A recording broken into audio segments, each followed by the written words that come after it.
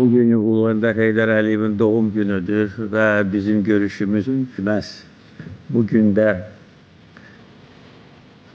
keçirilməsi təbii ki, rəmzi məna daşıyır.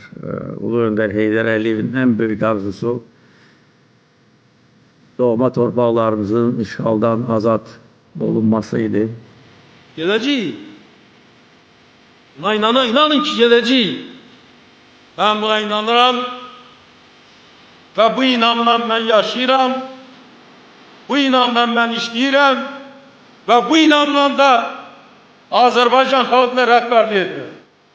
Biz onun davamçıları, onun vəsiyyətini yerinə yetirdik.